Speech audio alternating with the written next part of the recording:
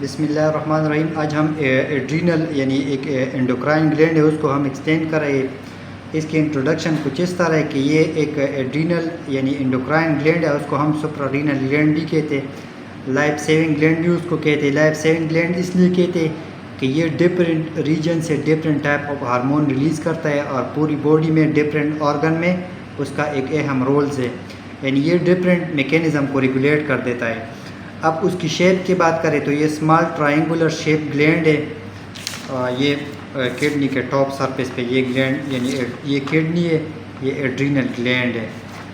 अब इसकी लेंथ की बात करें तो ये 4 सेंटीमीटर लॉन्ग है, थिकनेस 3 सेंटीमीटर है और वेट 4 ग्राम है।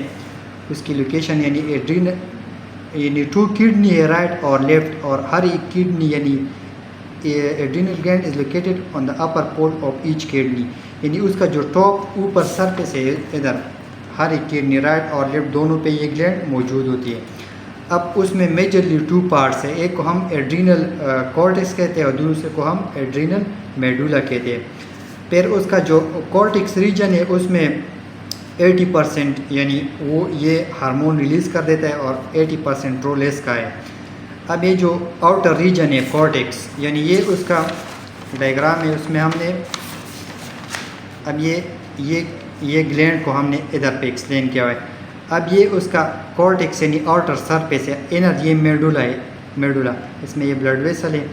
अब इसका ये जो कॉर्टेक्स रीजन है इधर पे इसमें इस सेक्शन को हमने 3 जोन्स में एक्सप्लेन किया हुआ है, यानी जोना रेटिकुलर, जोना ग्लोमेरुलोसा और इस तरह की 3 जोन्स है, जोना फेसिकुलेटा इस तरह, यानी divided into 3 separate zones, zona glomerulosa, zona fasciculata और जोना रेटिकुलरिस।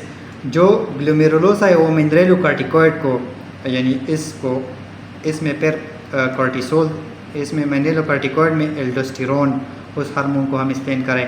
अब ग्लूकोकॉर्टिकॉइड इस रीजन से ये रिलीज होता है, उसमें हम कॉर्टिसोल को एक्सप्लेन कर दें। सेक्स हार्मोन में हम एस्ट्रोजन, प्रोजेस्टेरोन, एंड्रोजन इसको हम एक्सप्लेन कर देंगे। अब इसकी जो यानी 2 पार्ट्स, एक एड्रीनल कॉर्टेक्स और एक एड्रीनल मेडुला। अब एड्रीनल मेडुला उसकी इनर सरफेस पे यानी located inside the adrenal cortex in the centre of adrenal glands, यानी इनर सरफेस में एड्रीनल मेडुला।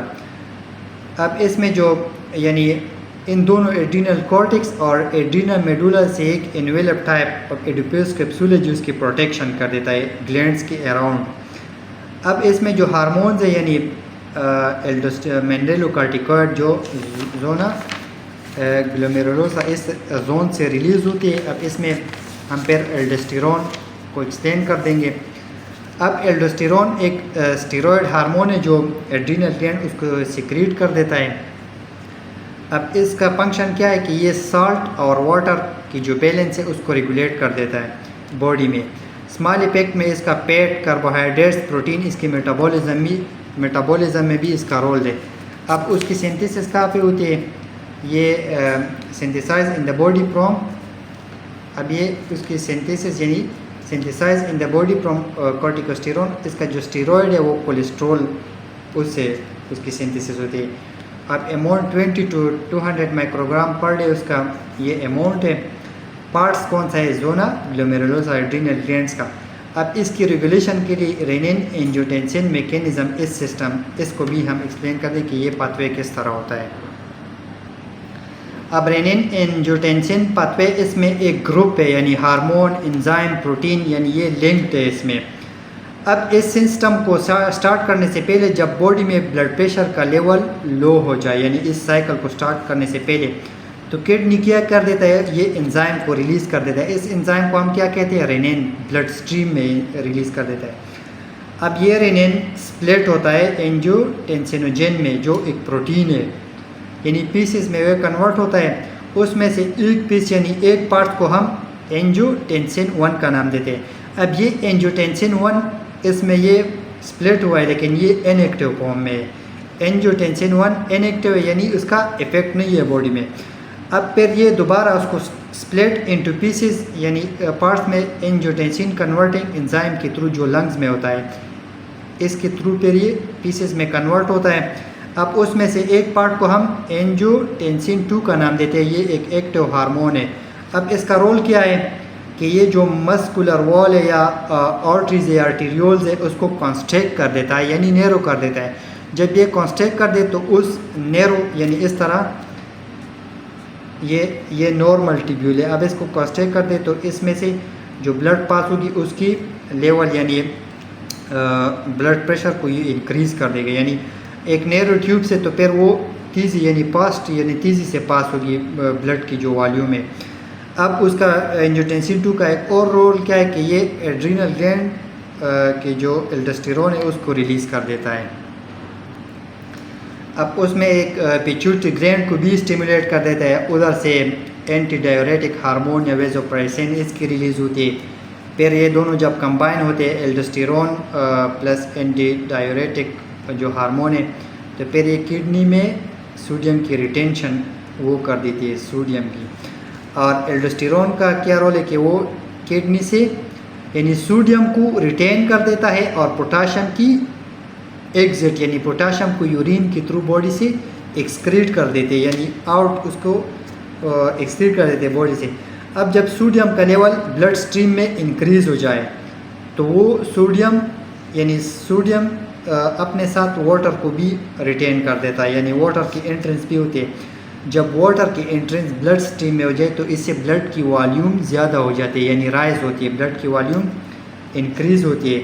अब जब ब्लड की वॉल्यूम इंक्रीज़ होती है तो इससे ब्लड प्रेशर भी यानी ब्लड प्रेशर वो भी राइज होती है। अब हमने मिनरेलोकॉर्टिकॉइड में एल्डोस्टेरोन को एक्सप्लेन किया, अब हम ग्लूकोकॉर्टिकॉइड को एक्सप्लेन कर देंगे। अब ग्लूकोकॉर्टिकॉइड क्या है, ये भी स्टेरॉयड हार्मोन है, एड्रीनल ग्लैंड उसको प्रोड्यूस कर देता है और एड्रीनल कॉर्टेक्स जो रीजन है उससे सिक्रेट होता है।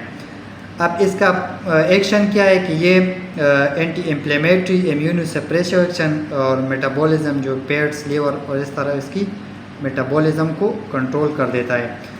अब उसमें हम कॉर्टिसोल, उसमें हम मिनरेलोकॉर्टिकॉइड में हमने एल्डोस्टेरोन को एक्सप्लेन किया। अब ग्लूकोकॉर्टिकॉइड में हम कॉर्टिसोल को एक्सप्लेन कर देंगे। कॉर्टिसोल एक ग्लूकोकॉर्टिकॉइड हार्मोन है, एड्रीनल ग्लैंड उसको प्रोड्यूस और रिलीज़ कर देता है। अब इसका बॉडी के हर आर्गन और हर एक टिश्यू में इसका रोल है, जैसे कि ये बॉडी में स्ट्रेस जो कंडीशन है उसको रेगुलेट कर देता है, यानी उसको अवॉइड कर देता है, तो इधर पे ये हार्मोन रिलीज़ होती है। पेट प्रोटीन कार्बोहाइड्रेट उसकी मेटाबॉलिज्म कर देता है, इन्फ्लेमेशन को सप्रेस कर देता है। जब कोई ट्रॉमा उस कंडीशन में इन्फ्लेमेशन हो जाए तो रेगुलेटिंग ब्लड प्रेशर और ब्लड शुगर लेवल को कंट्रोल कर देता है। स्लीप और वेकनेस का जो साइकिल है उसको भी ये रेगुलेट कर देता है। अब उसमें हम एड्रीनल सेक्स हार्मोन यानी एंड्रोजन और एस्ट्रोजन एंड प्रोजेस्टेरोन इसको हम एक्सप्लेन।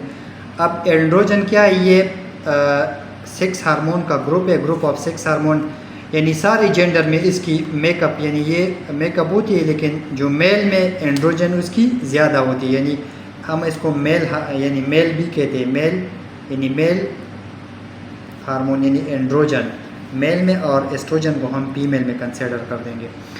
अब इसका जो मेन कॉमन जो रीजन है वो हार्मोन है, तो testosterone is the most common androgen.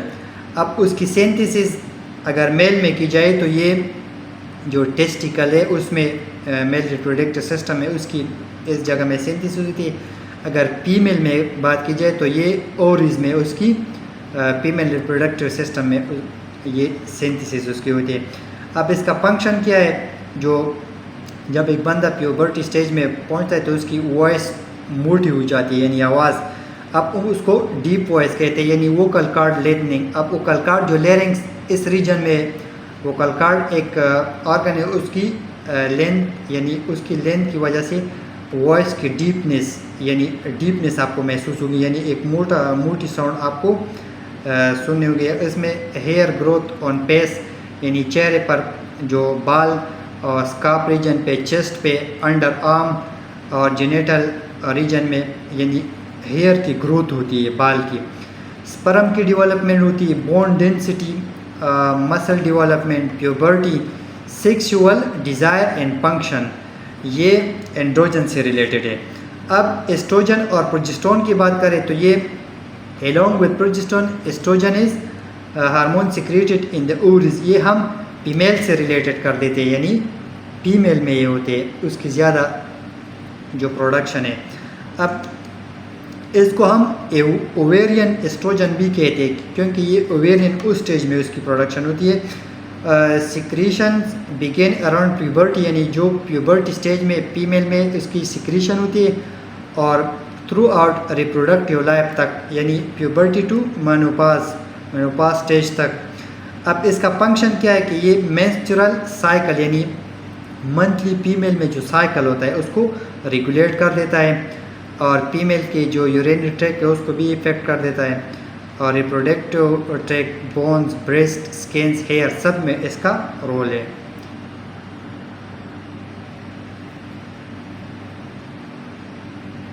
अब इंशाल्लाह इस के बाद जो और एंडोक्राइन ग्लैंड है हम उसको एक्सप्लेन कर देंगे, उससे रिलेटेड डिजीज़ और MCQs इंशाल्लाह वो भी हम कर देंगे नेक्स्ट लेक्चर में।